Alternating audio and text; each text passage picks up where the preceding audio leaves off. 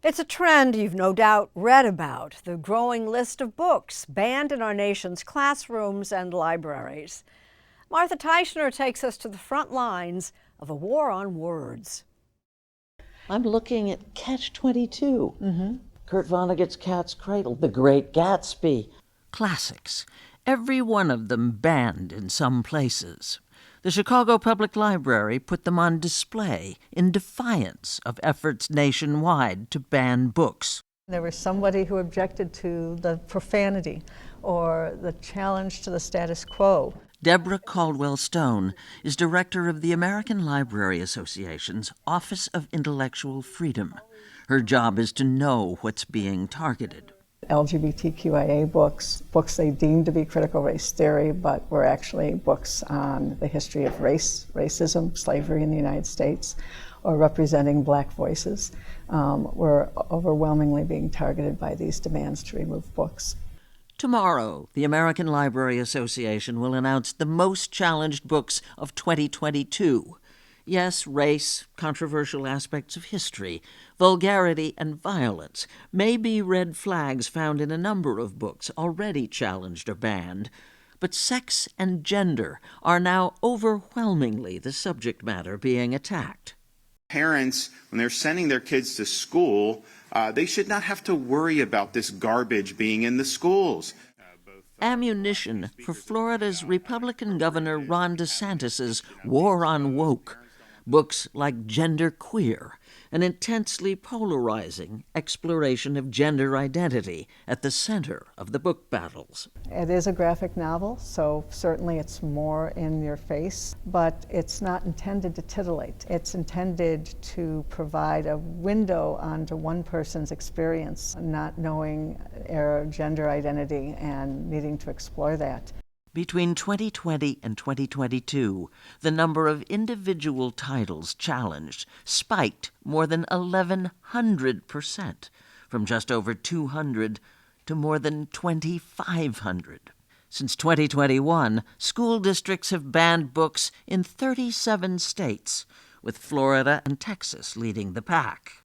These were organized efforts by groups of parents arguing about parents' rights. Moms for Liberty soon came to prominence as a group that was driving a lot of book challenges in local communities. The book Gender Queer was in our school libraries. Had Moms for Liberty not brought that book to your attention, it might still be there. Launched in 2021, the group now claims 275 chapters in 45 states, with 115,000 members, and counting. Never bet against a mom. I mean, nobody's going to defend anything like a mom is going to defend their child.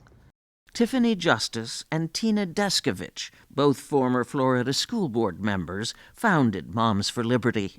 We're joyful warriors. Joyful warriors. Their aim? To play hardball with a smile. We are organized, we are angry, and we know our rights.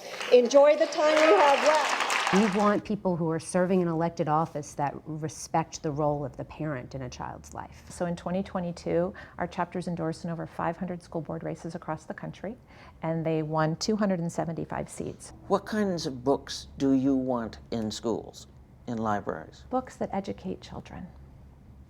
That's a generalization that Books that don't have pornography in them. Let's start there. Let's just put the bar really, really low. Books that don't have incest, pedophilia, rape. Stop it!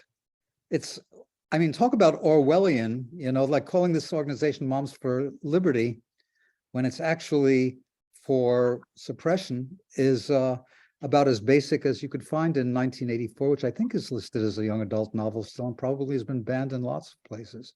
Cartoonist Art Spiegelman has been speaking out ever since the McMinn County, Tennessee School Board voted unanimously last year to ban Mouse, his Pulitzer Prize-winning graphic novel about the Holocaust, citing violence, profanity, and because of this image, nudity. I think it's possible for an adult to say, I don't want my kid reading that book in class, but to forbid the other kids from reading it or taking it out of the library, that's not liberty. That's suppression and authoritarianism. Spiegelman says, fight back. kick out the damn school boards and get school boards in that are more nuanced in what they're doing, getting involved in local politics as necessary to try to protect libraries' fundings and schools' needs instead of making it such a low priority. You know, this idea of what's appropriate and inappropriate is so subjective, and teenagers are smart. Linda Johnson is president and CEO of the Brooklyn, New York Public Library. What we ended up doing was issuing a countrywide press release that said if you're between the ages of 13 and 21 and you can't find the material that you want to read on the shelves of your school or your public library, send us an email and we will send you a digital card which will give you access to our digital collection. In just over a year since it launched Books Unbanned, the library has issued more than 6,200 free digital library cards and circulated over 100,000 books and other items.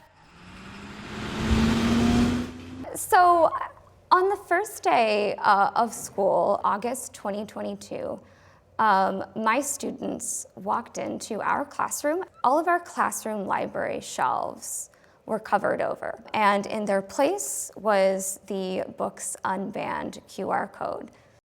Summer Boimier was a 10th grade English teacher in Norman, Oklahoma when she did that, after being told to pull books that might violate a new state law prohibiting Oklahoma schools from teaching uncomfortable aspects of race or sex. All it takes is one objection for any reason. A school district could lose its accreditation. A teacher could lose their ability to teach in not only an Oklahoma classroom, but any K-12 classroom in the country. Boimier was removed from her classroom, accused of distributing pornography for posting the QR code. She resigned before being fired. You know, I am incensed, I'm livid, I'm not heartbroken. Identities are not obscenities.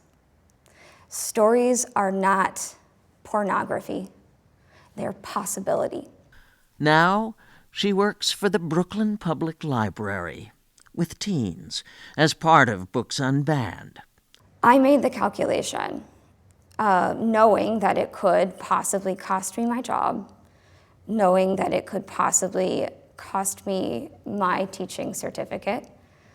And that is a hill that I'm willing to die on. In a war where bookshelves are battlefields, and both sides want to capture the same flag. It sounds melodramatic, but you know, to do something which inhibits intellectual curiosity is like a death knell for democracy. Our moms and dads are very concerned about the future of the country, and they're willing to step up however they need to fight for the survival of America.